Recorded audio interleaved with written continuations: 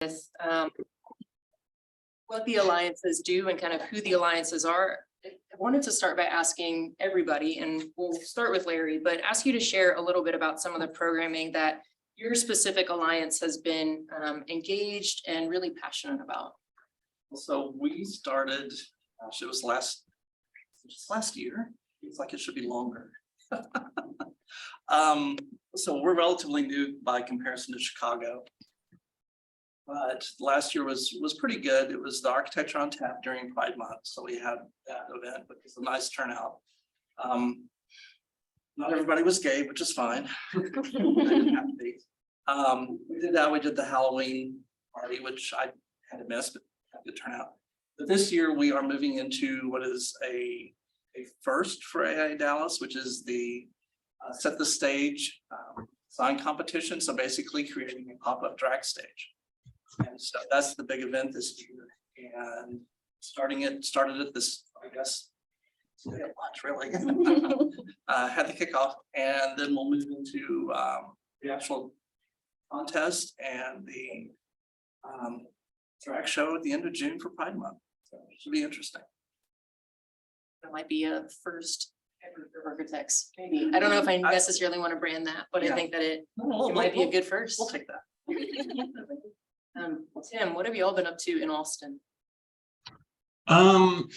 Last year we also had a drag show. We actually had it in the AIA office, which was really amazing. We had about over 50 people come, and we hired 2 local drag queens. They were awesome. That was kind of part of our Austin Pride Month. In August, some other things we've been doing.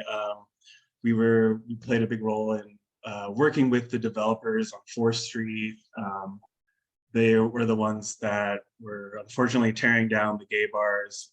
We've been kind of working with them in the background and trying to make their development more of a queer space. We can talk about that later. Some other things, we also helped organize a Colors of Pride festival last summer, and that was with a local organization. I think this coming year, we're trying to do Drag Queen Story Hour again. We've done it in the past, but if you're familiar with Drag Queen Story Hour, it's where drag queens do read storybooks to children, and they're usually about kind of gender identity and equality and acceptance. And we throw in some architecture ones to kind of bring it, full circle. And I think, this year, with all, the protests and the legislation out there kind of against this, I think it's even more important that we do this and highlight it and make it a safe space.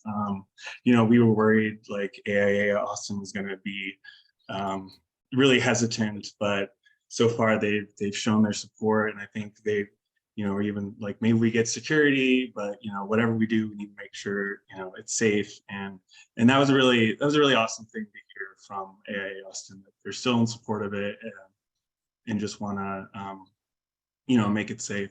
Another thing we're thinking of doing is doing a bike tour. Maybe we all go to different bars that queer architects in Austin have designed.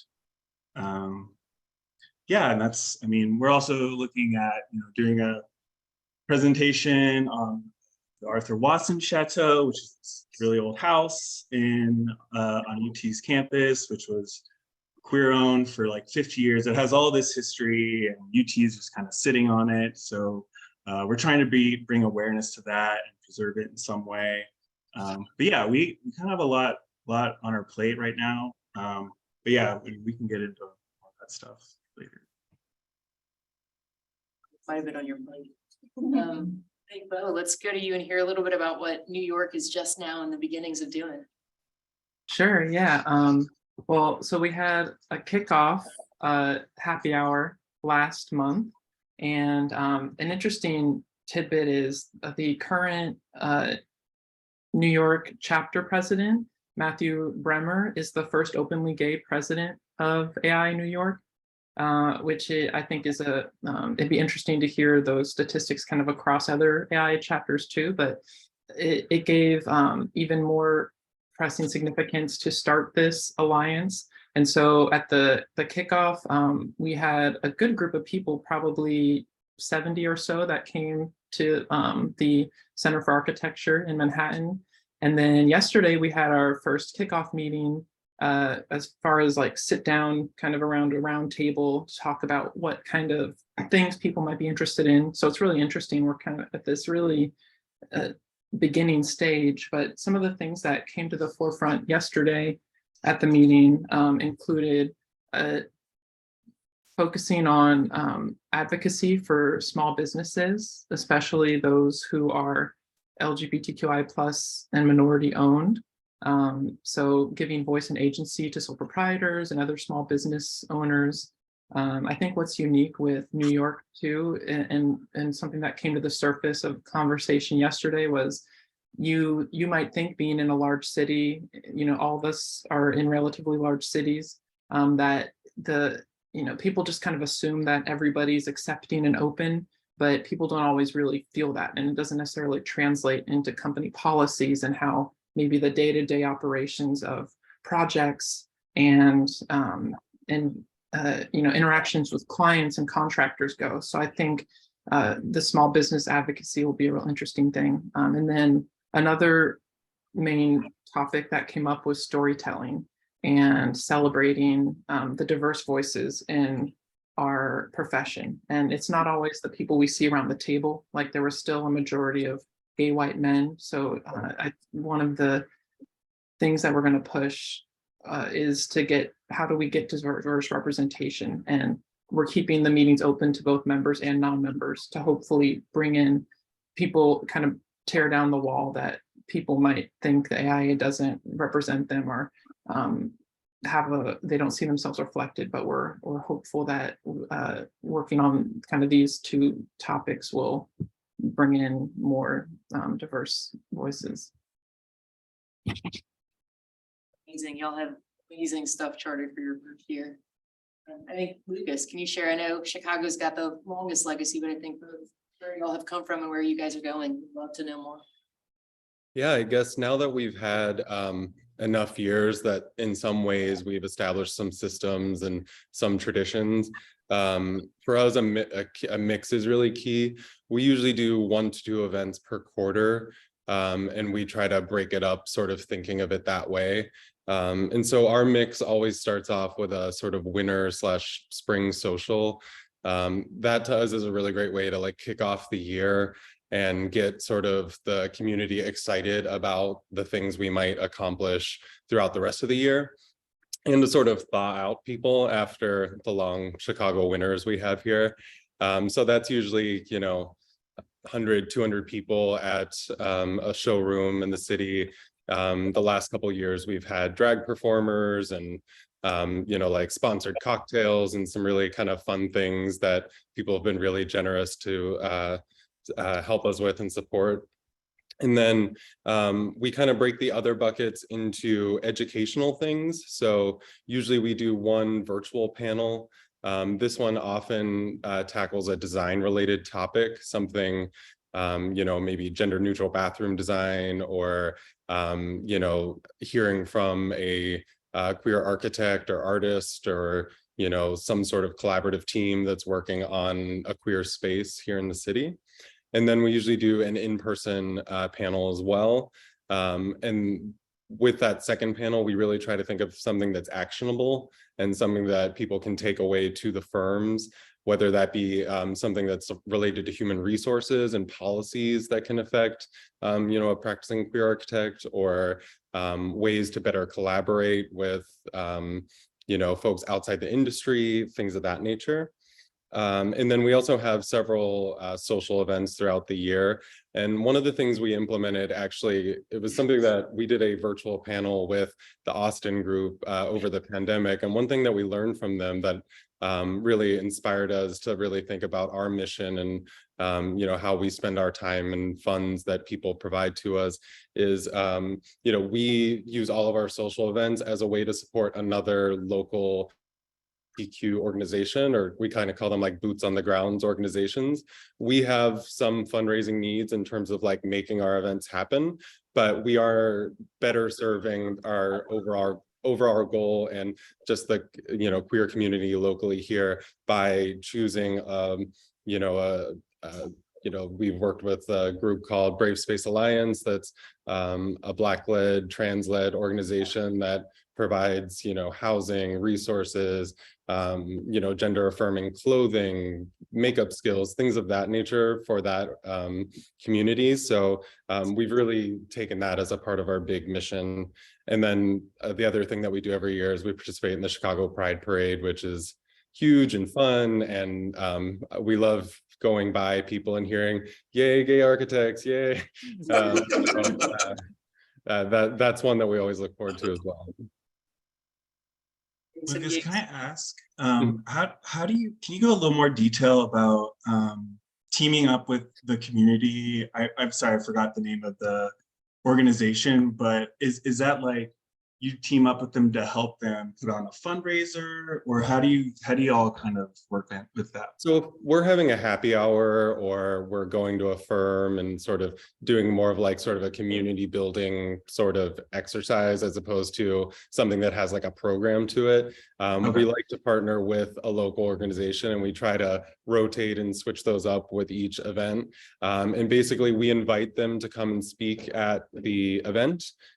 We usually have a QR code set up for everyone there to make donations. We'll also take physical donations that we give them there. And then also as a part of the sign up for the event, people can make that donation. And it's a great way to, I think, mix up the group. We're very conscious of trying to invite folks from the interior design community, the construction community, engineering community to all of our events, because that's the, like, I think, real community that we can benefit from. Because while I might deal with a lot of architects day to day, if we're going to improve kind of the conditions and sort of attitudes in our broader industry, I think having folks that aren't just architects there is really beneficial. And then what's been really a cool kind of thing that's happened from that is these folks might not have been they might not have had the same amount of access to architects and engineers and construction folks. So when they're looking to do their expansion of their facility, they at least have someone to kind of ask and talk to. So we've been able to make connections for some of these local organizations. And that to me is like one of the most exciting things that's kind of come away from some of the work we do. Yeah, I love that. I definitely want to try and focus more on that in our future. Yeah, thanks for sharing. Conversation so much more fun than just like architects talking to architects at these things too. Yeah, it gets old. And I mean, I think one of our missions, or has become one of our missions, is like, how can we be a resource to the community? It's great to be here for architects and within our profession, but like, how do we get our message out there and help the other people? Yeah, thanks. Maybe that kind of ties into kind of where we were heading next. And I think, Lucas, you kind of teed it up a little bit, because we talked a lot about the what, but I think also getting into the why. And I think you really touched, Lucas, kind of on a why part as it relates to broader outreach and engagement with a community that's not just architects. But I think I'd be really curious to hear kind of from everybody thoughts on why having these spaces for the LGBTQIA plus community, but also specifically designers and architecture professionals, and whether that's your local community or even something like this that starts to really pull a thread at connecting across all parts of the profession. I'd be curious, why are these kinds of spaces really important to have and be a part of? Maybe we start with you, and then anybody else who wants to chime in.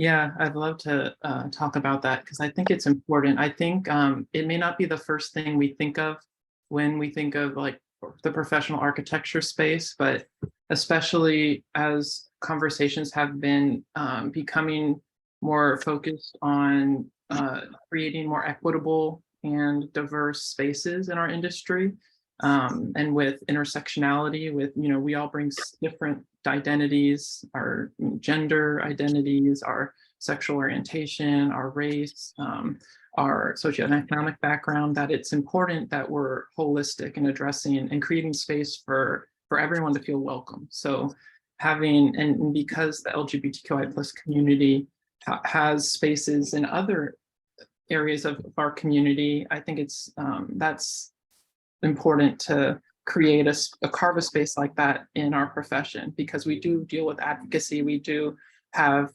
interest groups. I think WIA, Women in Architecture, and AIA Latinos in Architecture really paved the way for having identity-based groups within local AIA chapters. So this is a natural outgrowth of that. And having space to have conversations like with this and at the local level, like I know and Tim and Joe and Austin did conversations with how the bars are being transformed. And paprika, pepper. And I think this being a part of the diversity and inclusion conversation and working, partnering with as many local, or in our local chapters, as many other committees that are advancing these a more equitable and just society and professional organization, that there's just having a group focused on LGBTQI plus issues and a place for us to come together is really powerful. I mean, I don't know about y'all, but the first time I was in a room with more than like a handful of other queer architects was really powerful, and I felt empowered and I felt connected to a greater purpose, that we could address issues like the lack of LGBTQI plus spaces, or when there is an advocacy issue. It just created a network and people who've experienced similar things and people who have different experiences too that we can learn from. So getting a little long-winded there, but I think that's the gist of it, is it's building community and advocating for equity together. Mhm. Well, I think. Yeah, I think you nailed it. Sorry. Go ahead. There's something to be said, I think, too, about being somewhere where you see, you see yourself reflected in other people. Sarah was telling me about, you said the first architect. There's just something about that and being in that space and meeting those people. The whole community outreach aspect of what we're doing in architecture, I think it's great that Chicago is reaching out to the community and working with these different groups, because that gives them an opportunity to see us maybe more as more than just architects. But at the same time, I think as architects, we have to find ourselves more involved in our own community, not necessarily as architects. We're very good at being involved in the community when there's a project involved with state. We're not so good at being part of the community when it's not. And a great example of this, I am the only architect and the only firm in the North Texas LGBT Chamber of Commerce. It has been that way since 2010. So we just don't see ourselves, I think, being out there in the community. So for Chicago, to sort of set that example and get involved in that way so that we can be seen and so that other architects can see us and go, oh, hey, there's somebody else that I can talk to and I can relate to. I think that's important.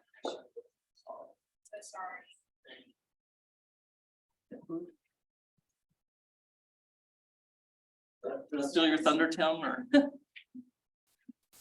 Oh, yeah, no, I think y'all nailed it. I mean, I was just gonna add, yeah, like just being a resource for the community. You know, we've had like at least 4 organizations and other people come up to us, email us, find us at events, and want to, you know, collaborate with us in some way. I mean, I think, you know, queer space and architecture, it's a bit of a niche thing, but I mean, it's important when you start seeing it being erased. And I think just having us here as even if it's just a place to grieve and come to and complain about stuff, and then, you know, hopefully we can take action of some kind. But yeah, I really feel like just being a resource to the community it's kind of has been like what's been driving us this year.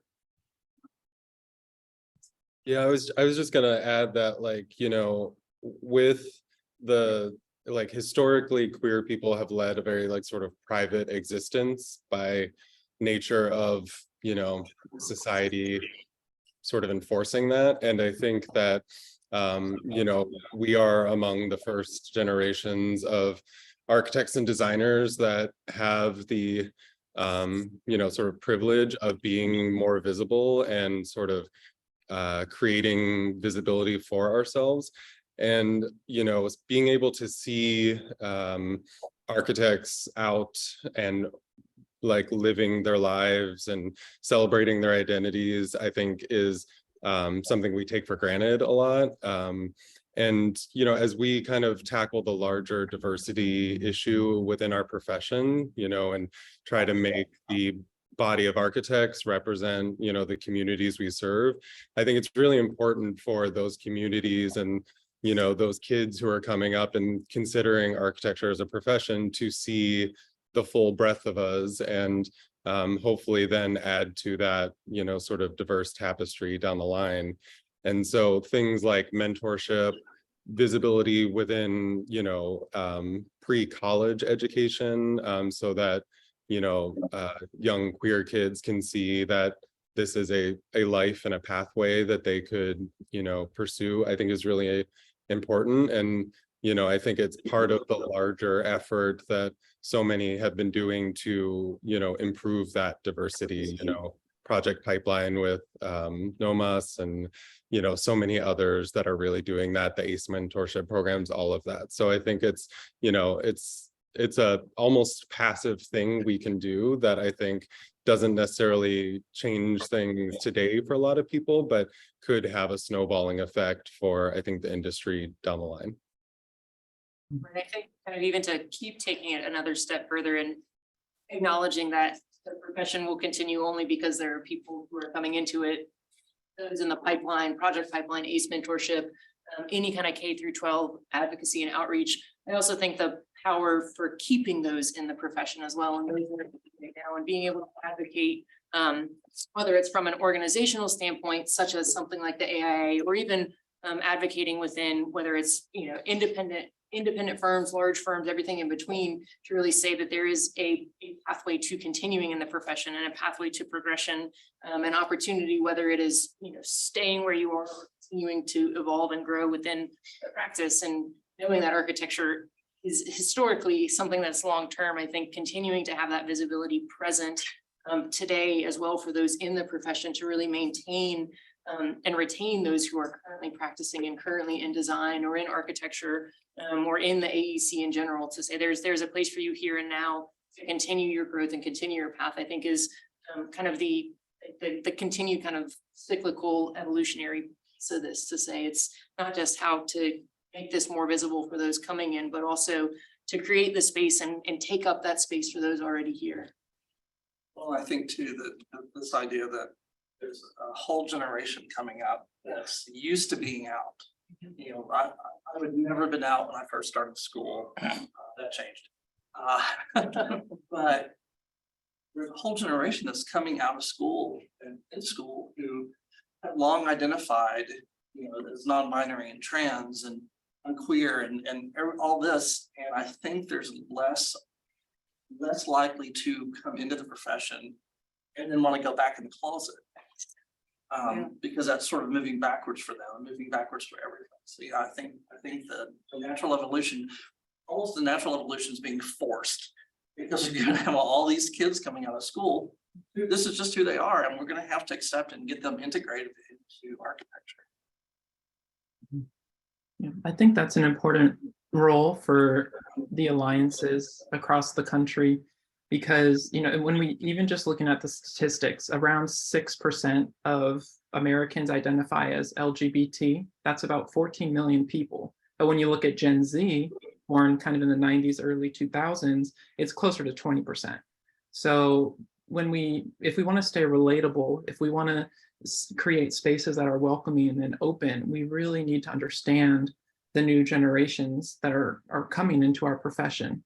And it's kind of a slow marker that's moving, but because of things like ACE mentorship and hip hop architecture camp and project pipeline, it is becoming more diverse racially and gender-wise as well. So I think the more that we can advocate for things like having conversations and going to having panels and going to the main conferences too, to try to hit a broader audience and saying, where are your policies on your website? Why don't you have pronouns on your email addresses? And what, on your application, do you have a non-binary place, or is it only male and female? So little things like that can really, or your non-discrimination clause, like, does it include, now it has to include, but I remember when I was first going into school, it wasn't included on, gay sexual orientation and gender identity for trans people was not included on non-discrimination clauses. So,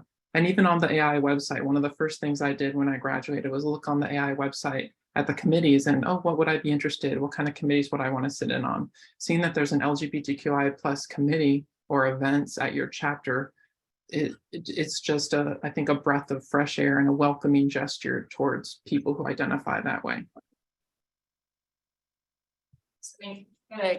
Continuing on this kind of idea of like organizationally, why are we important? Why are we here? I am gonna actually pause and let us actually take a question that has come in. We have a really great question from someone. Do you have any suggestions for ways that state components and regional non-urban chapters can be more engaged with LGBTQIA members and issues? Is a great question. So maybe we can offer maybe one suggestion, and this is not necessarily a solution, but maybe a answer of support. I think whoever asked that, email the Dallas LGBTQIA Alliance, and we will leave in. Awesome. Email us, Spencer, and I think we'll loop you in, because I think this is kind of a little bit leading into the next question of acknowledgement that there's some space that's here, and there are people who are interested in absolutely filling that space up, and we're kind of trying to connect common threads and common dots right now. All of us are from larger cities, but I think there's an acknowledgement that there's resources and bandwidth and opportunity and access that comes from that, but that others might not have. And so I think it's kind of this question of how does this network continue to grow? And even if it's informally getting on the phone once a quarter and connecting via email, I think that's maybe not a solution or an answer, but more just this outreach of support and saying that if you are asking that question and wondering how can we fit in, we might not have these resources, we might absolutely be interested in these very same conversations. Let us know, because I think we're kind of a little bit trying to figure out how does that look and how can this not be the only conversation and the only time that we are all ever in this space together. Yeah, I mean, I was going to say that, in what we've learned from the last couple of years is that a lot of things can live virtually really naturally. And I think that I would be surprised if all of our respective chapters went to a fully in-person model for all of our events going forward. So I would say, taking advantage of the resources that some of these larger alliance communities have, and, attending online events and, getting on mailing lists to just even be included in any of the more informal planning types of conversations. I think a lot of those things are going to exist in a digital way forever. It's certainly the best way for us to get locally, a quorum of people who can really get something done. So I think that's one way to do it. And then I would also say one thing that we've been encouraged to do from the Illinois chapter is to reach out to sort of the other municipalities in our general area and include the staff at AIA on those emails so that they can then also help to distribute. There's such a network of AIA staff across the country that can be, really useful to us. And I think using them as a resource is something that you could look to take advantage of as well. I think that Spencer question, that's an amazing question, because I think that also kind of gets to this question of we're representative of, 4 or 5 cities, right now, those of us here, and then I think multiple states beyond that. I think kind of curious, any thoughts? And I know Tim Larry, I know y'all have some thoughts on this, and saying AIA because we are here at an AIA event, but I think organizationally, there are a number of large organizations representative of AEC interior designers all across the US. I'm wondering kind of any thoughts kind of in this same vein about how from a larger nationally based organization, there could be support and advocacy that comes from these organizations that tie all of these local or state-based groups together. I think any thoughts on kind of how or where does that common thread and that common connection occur? Sam or Larry, I know we've talked about this, We've Larry, so talked about maybe this. you start. Okay. So I'm gonna stick my foot in it. I think as to get support nationally, I think we have to start getting organizations to accept that queer architects need to be part of this conversation, that we are part of the EDI discussion. If you look at AIA National, when the whole conversation started about EDI, it really became very much about we don't have enough Black architects and we don't have enough women architects. And that was historically within the organization, within the profession. So a lot of what we started seeing coming from national was focused simply on women and Black architects. And nothing else was really included at that point. And I think that still is a little bit true. I think national's finally starting, but you know, obviously you don't see a national, it's all the four of us. But it's to the point that I'm trying to think where to go with this. We have to get them to recognize us and accept us and be part of that conversation.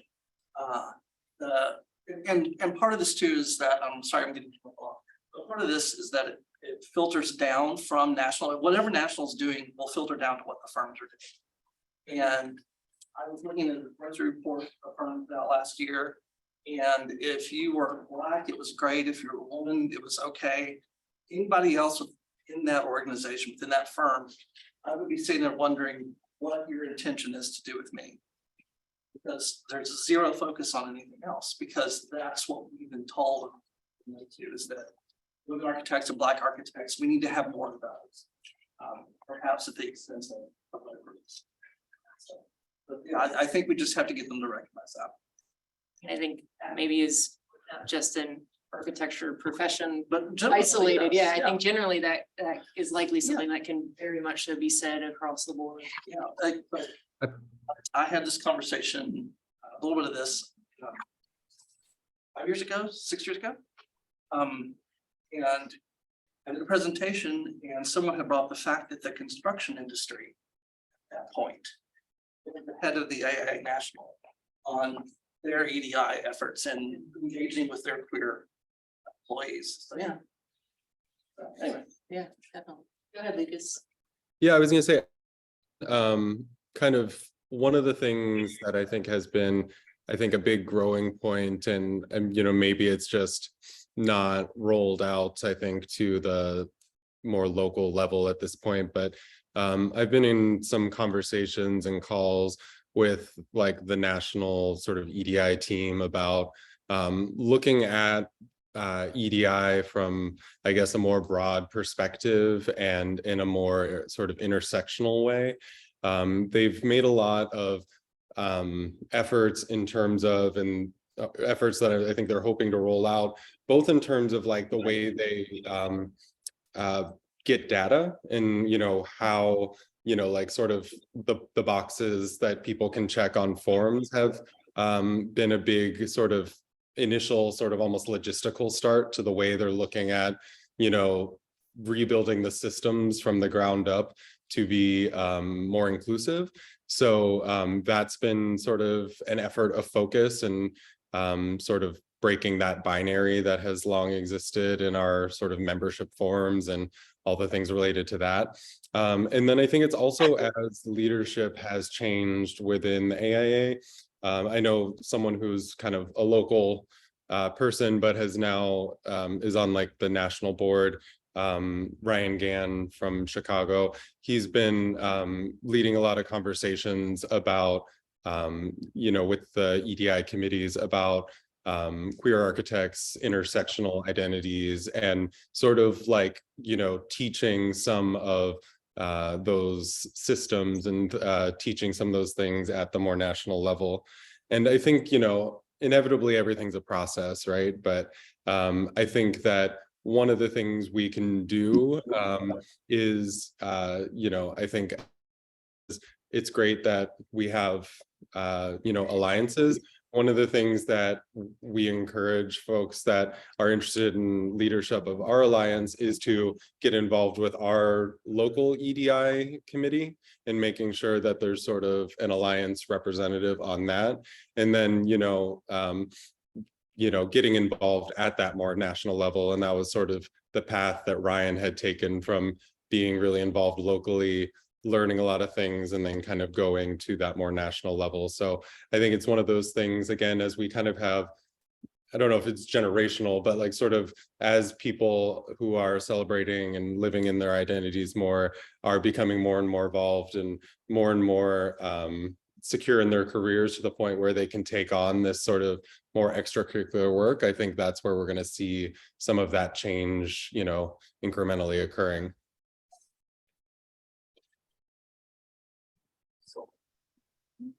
Tim, anything?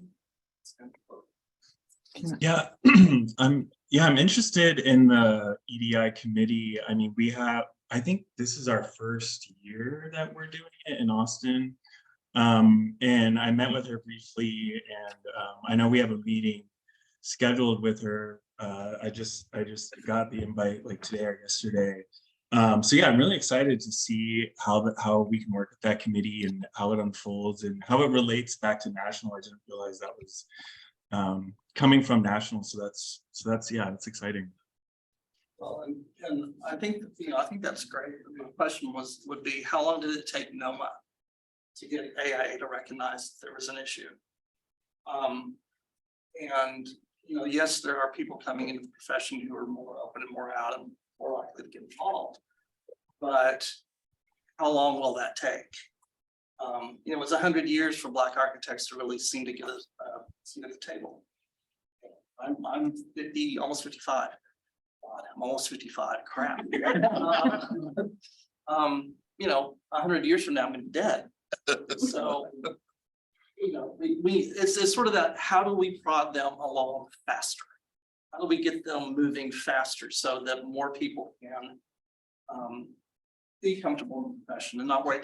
I had a person at a presentation tell me that her husband is transgender, and she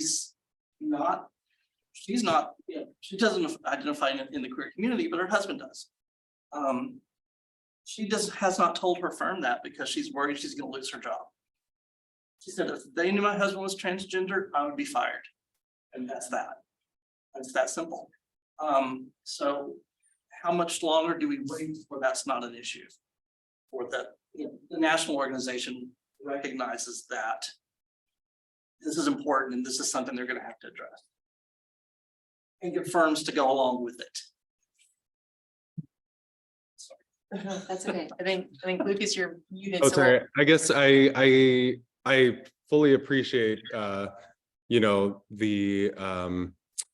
the lights went out around me. I appreciate the the concern is real, right? Like non-discrimination laws and things of that nature are really inconsistent nationwide.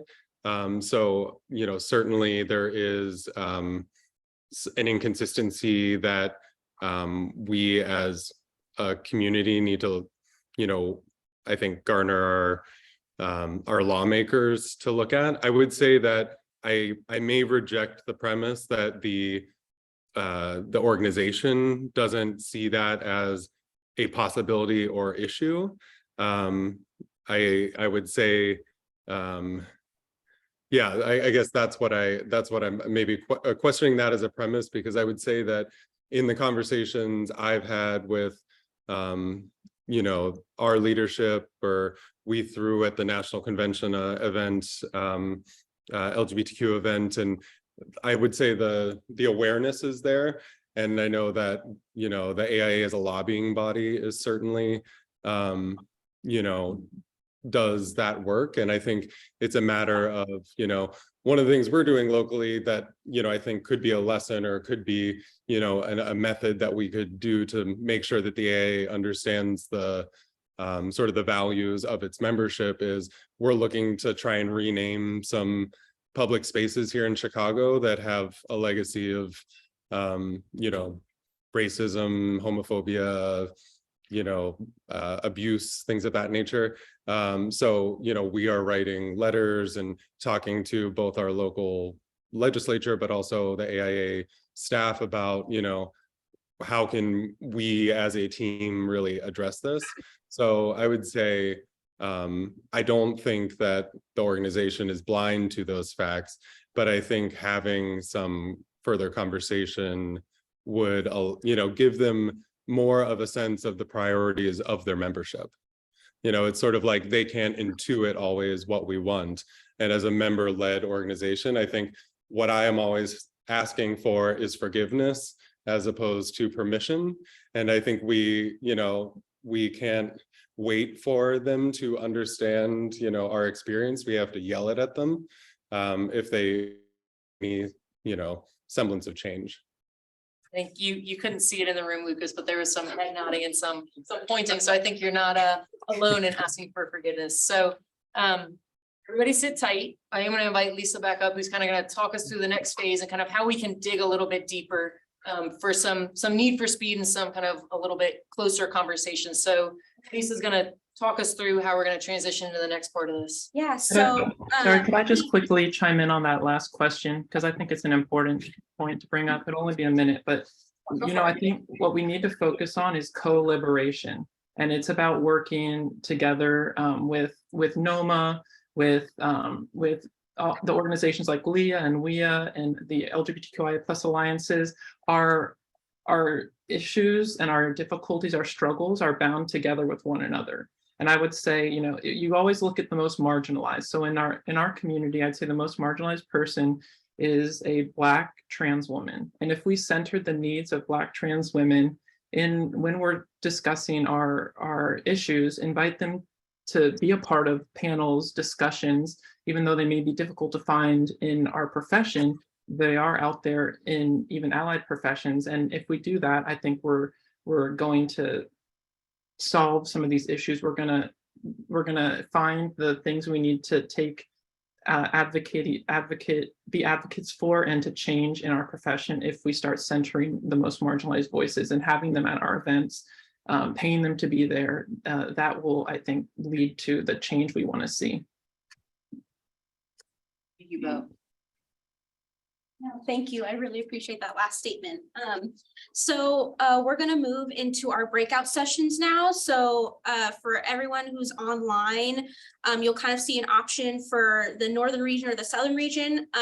You are free to pick wherever region you are at, or if you want to mix it up, you can go to a region that you're not at. But for us folks here in the in person, we'll just hang tight. We have snacks out there if you want to go grab a snack really quickly, and we'll transition into that kind of portion. If you have any questions, feel free to ask them during the breakout, or we'll have kind of a 10-minute afterthought at the very end, so you can hold your question then.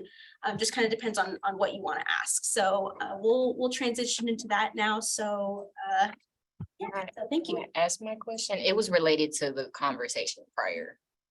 It's really quick, and it should be like a quick answer related. So they were talking about, like, designing LGBTQA plus spaces, like making it friendly. But my thing is that we're just regular people, just like heterosexual people, Black people, Hispanic people, older people, younger people, etc. So unless you're putting gays are allowed, how is there a design for that? I'll let you answer that. And I say the comment in a joking way. I'm not even gonna ask. Other than gender neutral bathrooms. Yeah, no. I've talked enough about bathrooms. I don't know. I mean, obviously, yes, this is where the gays are loud and, I don't know. I think maybe it's not so much physical space as within your company and space within your organization. Oh, okay. Kind of idea that we need to have that comfort within wherever we are. Yes, by all means, we should have safe spaces physically. I'd like to go to a gay bar and not be assaulted by a bachelorette party. So, there's that aspect of it too, but I think organizationally, I think that's it more. In my head, that's along that line. That may be totally wrong. So just with a grain of salt. And I think a part of it too is landmarks too, right? Like the first ever LGBTQ plus focused landmark was created, the Stonewall, which was the Stonewall Inn, where the riots, some of the largest riots led by trans women again, where that space is now a sacred monument that people can come to and learn about.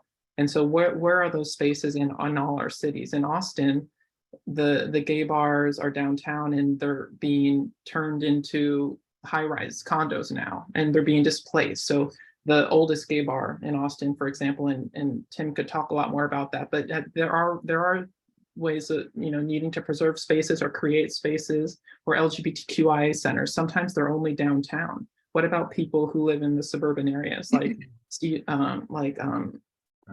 Spencer asked a question about that. Like, how do we reach out to people in more rural areas or in suburbs when you don't have access to a car? And so how can we decentralize access to resources? Having, people feeling lonely and suicidal, having spaces to have meetup groups about LGBTQIA plus book clubs, things like that are, I think, really vitally important, especially generations of people who've felt marginalized or not a part of the mainstream. So I think there are ways to create physical as well as organizational space. Thank you. That's yeah, absolutely. I mean, also just, community engagement, right? Like, we don't really know, like, that's a great question because we don't really know what it looks like. But if someone took the time and reached out to the community, held, design charrettes and like asked, our community or whatever community they're designing for, like, what does the space look like to you? What does it feel like? What makes you think it's safe? Who is it for? And I think if all of those questions are being considered, you can come up with a really open and accessible design for, any type of community. And that's just, that's just the basics of like community engagement design that could be applied to whichever type of community. But yeah. Yeah, the way I've always sort of thought about it and heard about it is a queer space is one that is hospitable or has hospitality. And that doesn't necessarily mean it's a gay bar or whatever it is, but there's sort of cultural signs and signifiers that, we all recognize that give us a sense of security as we enter a space where we can identify it as hospitable. And, there's various levels and it's, I think very culturally dependent what we think those are. But that can be both, physical ways of feeling safe, restrooms are always a touchstone for that, or it can be, in the sense of, a workplace. Is it hospitable in the ways that the policies that are written, if there's a dress code, if there's ways of talking about the way people look or act, that's where you can understand a space to be queer friendly or not. So there's this amazing article in Metropolis magazine about queer space actually. And I think there are increasing resources that have started to emerge and also research and design, research specifically focused on design in this area. But that article, I bring it up because it talks about queer space as this fluid, continually evolving and changing thing. And so a little bit maybe funny, but we're going to keep being fluid and evolving with this panel. And I think this discussion is amazing, and I certainly don't want to limit it, but are going to call an audible and actually keep and invite everybody just to stay here. And instead of breaking up and splitting up and doing 2 different smaller focused panels, And we'll just invite anybody and everybody who's interested to turn on your camera and kind of just take open questions from anybody who is online or who is in the room and say, let's, we've got, I think 20 minutes or so left, and we'll come up with some closing thoughts certainly, but I think I don't want to disrupt a good thing that's going. Instead, just kind of want to open it up to anybody who's got a question. We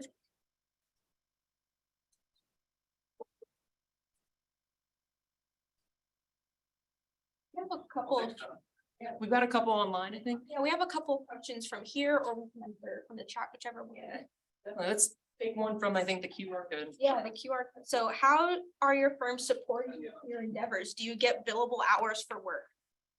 So, and how are your firms supporting queer endeavors and billable hours, which I think, you made that note about, really making sure people are compensated for their work.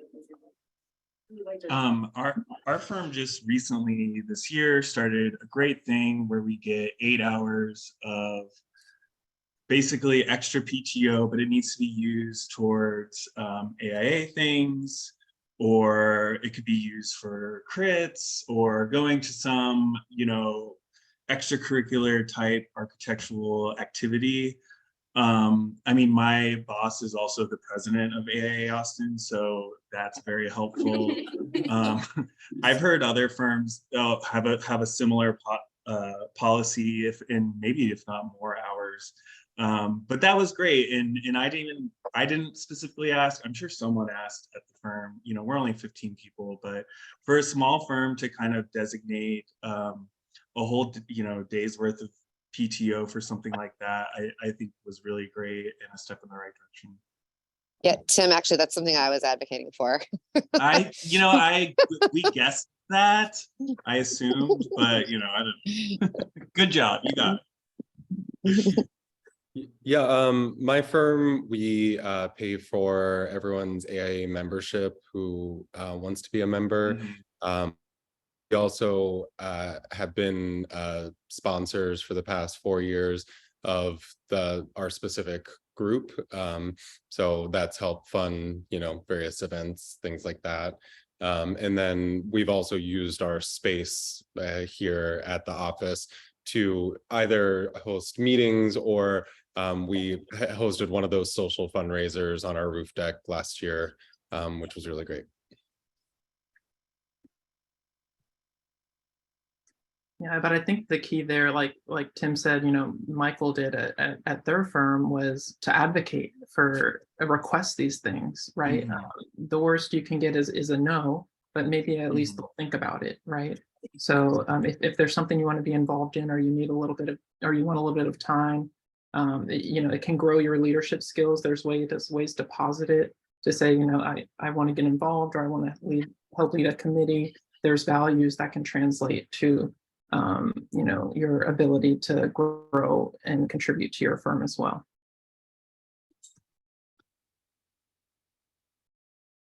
I think we've had a couple of questions come into the chat, and I think somebody who was maybe interested in asking it and unmuting. I think that's you, Sharisti. I apologize if I completely. Yeah, that's me. Thank you. Yeah, I'm Shristi. I am currently working in Arizona, Phoenix, Arizona, with Corgan and Associates. And recently I reached. So we have a fire drill here, but we're just gonna keep on going. No, and if we actually have to leave, we'll let y'all know. Building immediately. Are we good to stay? Are we good to stay? All right, we're good to stay. We're just gonna apologize for the background noise. Yeah, we didn't anticipate, and just keep going with it. Go ahead. Sorry about that. No worries. Yeah, a couple of weeks back, I reached out to Ryan from AIA LGBTQIA Alliance. He's been working with that. I'm pretty new to this. I just graduated last year. And one day I was going through research, and then I found out that we all know that there are minorities and women are less in the field of technology, science and technology. But I read a research where it told me that the LGBTQ the representation of LGBTQ is even less than women and minority. And the fact that there have never been researches on why the representation is less, like we have a lot of researches going on for why we have less representation of a minority and women, but then there are no I won't say no, but very few researchers and very few funds allocated to the researchers for recognizing the difficulties and struggles and why the LGBT community is not able to succeed in the field of technology. And so I was just wondering if this is something we could talk about, or if we could think about addressing this issue.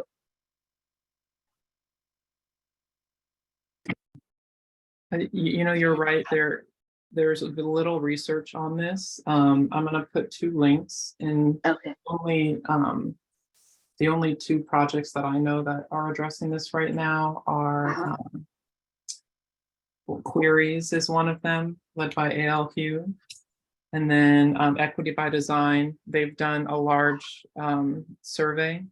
The last one was in 2018, and that was the first time they included questions about LGBT people, not even trans people, but yeah, and if you look in, especially the Equity by Design one, they have graphs. The Queries is more of a qualitative survey, but in the Equity by Design, they show like out of the 10,000 respondents, 7% identified as lesbian, gay, or bisexual, and they asked like, how comfortable are you being out to people in your life, and it was like 80% friends and family, then coworkers, leadership, clients, and clients was somewhere around like 20 or 30%, and it kept just going down. So there's a little bit in there, but there's definitely a lot that needs to be done.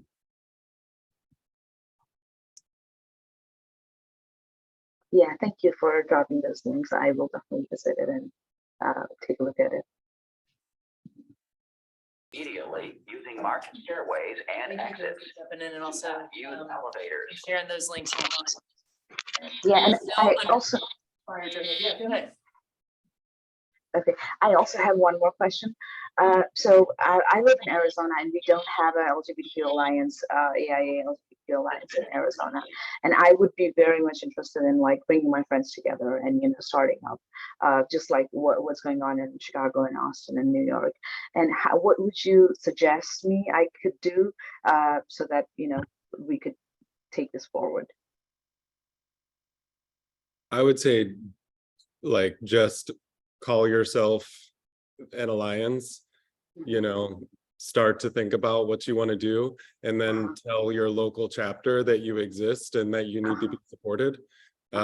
Again, I mean, the AIA is not always the quickest to action, and I have found that it is easier to ask for forgiveness than permission. So I would say congratulations on your new group. Thank you.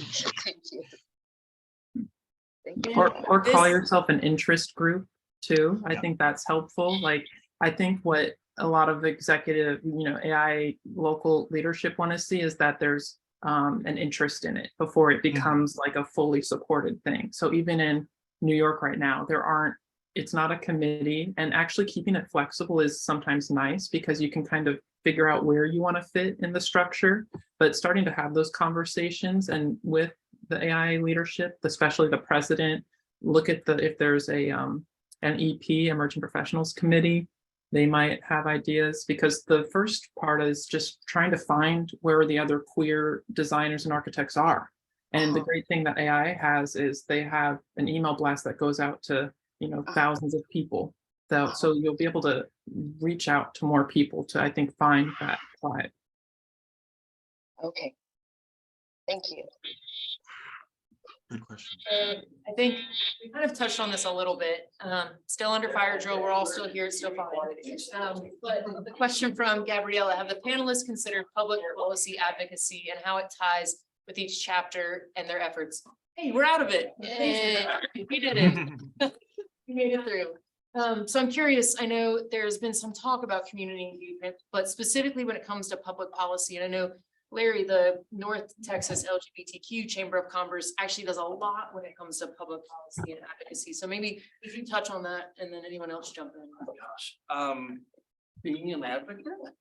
Or public policy and how it might tie in, because the AIA advocates quite a bit, specifically in built environment Right, spaces, but I think kind of in this space, since Yeah. AIA panel, curious kind of thoughts on how could the alliances be an avenue for advocacy? I think we have to realize that, you know, when AIA is advocating and when TXA is advocating, they're talking they're talking about buildings, they're talking about, okay, what do we advocate for that will be the biggest benefit to the most of our members? Yeah. So, you know, obviously, we're talking about infrastructure bills, we're talking about that sort of stuff.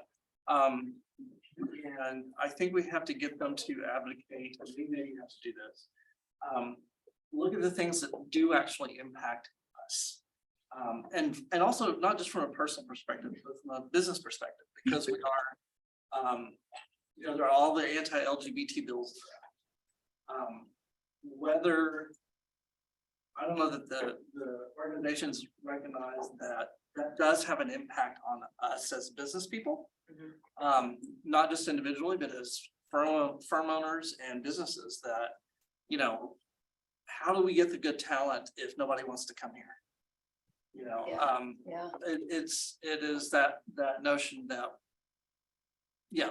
But I think we have to talk with, you know, AIA Dallas, we have to talk with TXA, and we have to say, look, this is important to us. So when you go to lobby on legislative day, you need to get in front of these legislators and tell them, you know, this is going to be a problem for us, and here's why.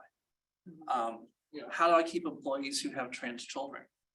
Yeah. You know, so it's that sort of public policy. I think we just have to have that conversation and get them to understand that it is an actual business matter as much as it is a personal matter, and get them to kind of put those two things together.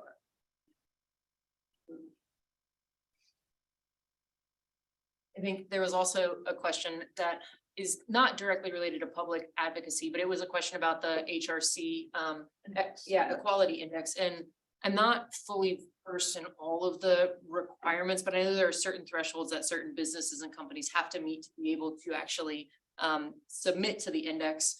I am a part of a big firm, HKS. We have about 1,400 people or so. So we're actively in the process of submitting for a second year to that. And I think what's interesting with that is when you're talking about this as a business case and a business matter, there's a lot of business driven decisions that index really helps kind of frame and push. And so I think, so that kind of the person who had asked that question, again, I don't know the thresholds and like the minimum kind of business requirements from the standpoint of size and scale. But I do know that all the information on that is openly and publicly shared. And I think when you're talking about how are you framing advocacy efforts, how are you framing business decisions, that itself could be an interesting resource for some of these business-driven decisions and policy changes from a firm-wide standpoint. So I'd seen that question come in.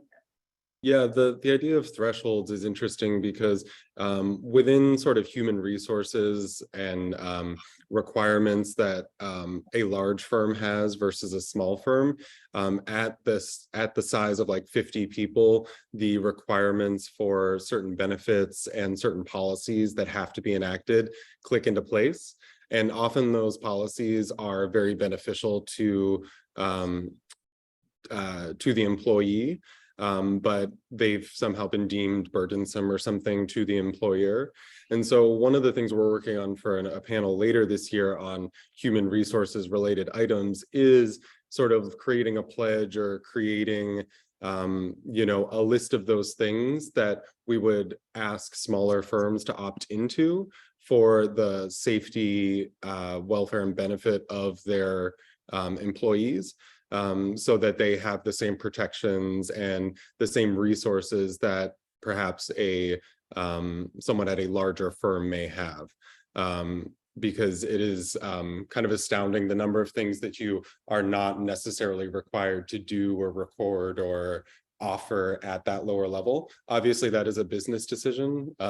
You know, there is to some extent that can be burdensome, but to some extent, knowing those things and providing small business owners, which is the majority of, you know, architects and architecture firms really sort of nationwide, giving them the resources to understand what those are is something that most of those small firms aren't necessarily party to as an idea. So, you know, and then also creating sort of like a checklist of, you know, does the health insurance policy that you cover, does it, you know, have gender affirming care? Does it support, you know, PrEP coverage? Is it, you know, holistic in the way that you're thinking about family creation? So I think that's one of those things that we can advocate for kind of locally. And then there are, you know, actual, you know, legislative things that come with that. Just one note on the legislation. One thing that has been really challenging that has, you know, is sort of like a snowballing of from a national down to a more local level is a lot of those codes are written in a binary fashion. So we've been working with our local zoning officials to create addenda to, you know, change the way we calculate restroom resources, change the way we describe, you know, changing facilities, things of that nature. And it's, you know, because the organizations that might hire you to create a facility might not have the same sort of language and approach as how the code is written. And it creates, I think, some interesting conversations but also some opportunities for those clients to feel as though you don't share the same values or you don't understand their values in your design. I think we've got just under 5 minutes or so. And I know that we could ask a million questions and this conversation could continue for a whole other day. But I think just to close us out, we'd love to hear from everybody kind of what is your hope moving forward from here? Kind of knowing we've had this amazing first time that all of these alliances that are here and established are now together. I think what is one hope or dream or aspiration that you have kind of as we go our separate ways to different parts of the country again? Where do you hope we go from there? Anybody can jump in first. You know, I'll This one. Sorry. The next one, LGBTQIA Alliance group. Well, let's start with the word queer. Let's just go for there. I would like to see a queer alliance. I think nationally, that, you know, it's great that we have these individual chapters and that we can grow these individual chapters, but I think I would like to see there be a NOMA type organization for queer architects so that we have a good focused group. And we have a resource that we can kind of come to and not just disparate chapters spread out here and there. But that would be the goal, to ultimately have a national organization, and that doesn't necessarily have to be through AIA. It could be independent of that. One of the panelists and I have been talking about this since 2019. But when it's two people talking about it, it's challenging to get that going. So the goal would be to have a bigger conversation about it. And how do we really start to create that kind of a normal organization? Yeah, I think that's a great idea. And then I also think that would help, you know, the question about getting involved in public policy, like that's just such an undertaking that I'm just like, how would one go about that? How does one do that? And if there's like this larger national organization that maybe like outside the AAA is like has those resources, because I think both of those are a great idea. I think there's just a lack of like knowledge. You know, we're trained architects, we're not trained in like legal matters and like policy making. But I'd love to learn. I'd love to like be a part of that and of our committee to that. But I also think it's, you know, I think there's obviously a benefit to being local and being really more community oriented. I think like just being this really accessible organization for the community, like just us being a resource, having them be able to reach out to us with a problem or something that they want to save or protect, or have us help them organize, like whether it's a fundraiser or another Pride event. I think we want to continue being this resource to the community within the next year, and then years after that, like, yeah, how can we grow and expand to this like national organization that's also doing public advocacy? Yeah, it's great. Let's go to you. Yeah, these are such great, I have all these ideas buzzing in my head, but I'd love to see state chapters and also national host like an LGBTQI plus roundtable event. Like I know TXA, for example, has done it for like community-based design. They had like on Friday, they invited kind of leaders or people involved in community design to come together for a day full of interactive conversations, which led to them launching a community engaged design committee at TXA. I'd love to see state chapters do that. I think that might even help with kind of the more rural chapters who may not have, like Emma had made a comment, and going back to Spencer's comment about how do we get this type of energy, these types of conversations happening in the more rural or smaller chapters across the state. And I think if there was a convening, even at like TXA does an LGBTQI plus meetup at every conference, for example, but having like a dedicated annual Friday where they provide lunch and you might have to take a day off of work, or maybe it's on a Saturday. I'd love to see that because I feel like there's such great power and synergy that comes from these types of meetings, like the one that Lisa organized for us today. So I'd love to see, I'm putting that little seed in everybody, since we have people from all over.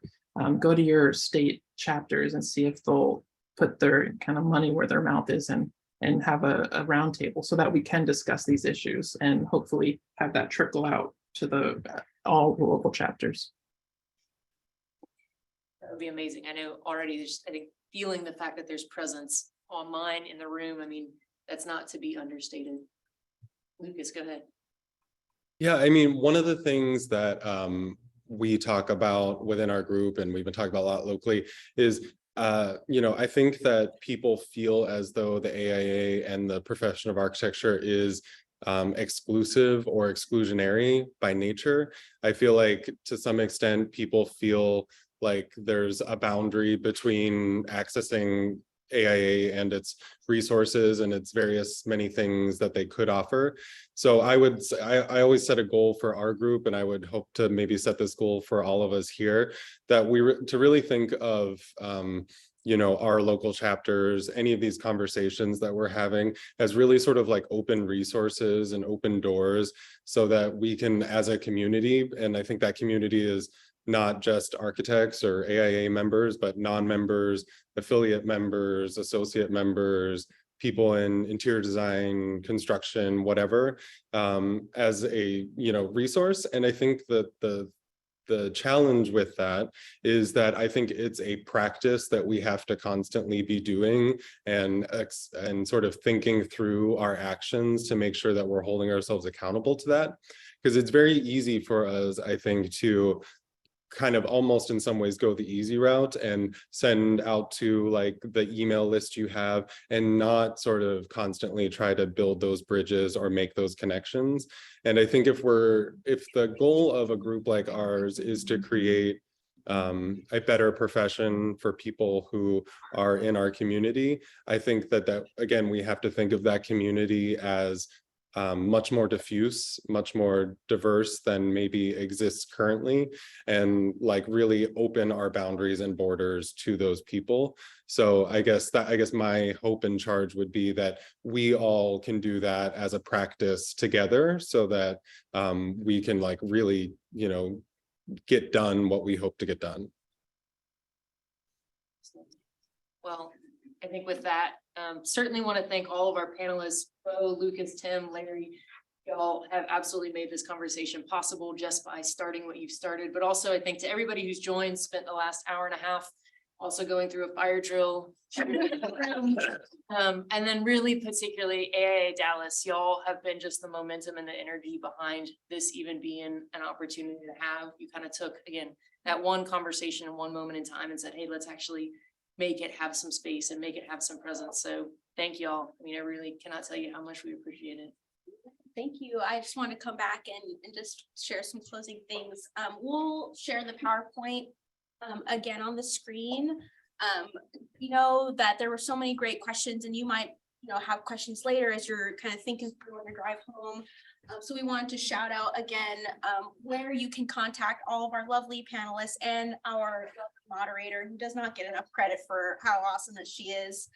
And also I wanted to mention that kind of speaking on what Lucas had just talked about incidentally, we are kind of in the process, it's very in its infancy, but we are trying to kind of create this quarterly meeting with other Alliance leadership. So anyone who's online who is not from, you know, Dallas or Austin or Atlanta, you know, if you are interested in being a part of a conversation where we just kind of come together every quarter and say, hey, like, this is what our chapter is doing in these months, like, just because we want to keep in contact and keep aware of what we're doing, so that we can, you know, maybe there's a commonality between two chapters and say, hey, let's, you know, let's kind of conjoin together, and, you know, maybe we'll make this virtually because we're on two separate ends of the United States, but that's okay. Like, we want to keep connected and we want to keep this conversation going. And so if you are